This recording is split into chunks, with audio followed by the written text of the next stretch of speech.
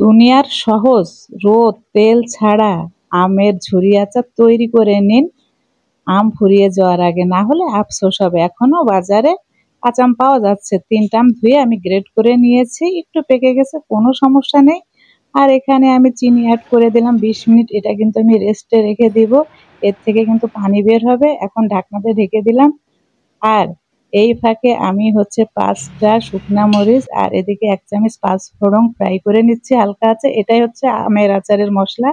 তো এই যে আম থেকে কিন্তু পানি বের হয়েছে, এখন কড়াইতে আমি ঢেলে দিলাম আর 2 থেকে 3 ফোঁটা কালার ফুড অ্যাড করলাম।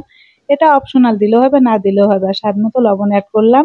যত সময় পানিটা না শুকাবে তত সময় কিন্তু নাড়াচাড়া করতে হবে। আর এখানে পাঁচফোড়নের গুঁড়া আর মরিচের গুঁড়া অ্যাড করে নিলাম। খেতে যে কি মজা লাগে, এই আচারটা অসম্ভব মজা লাগে। আর আমি ভিনেগার দেইনি, দিলে ভালো থাকতো। তা আমরা কিন্তু এই যে পানিটা শুকানোর পরে নামিয়ে ফেলছি। খিচুড়ির সাথে খেতে যে কি মজা, আপনারা অবশ্যই ট্রাই করবেন, আর খুবই সহজ।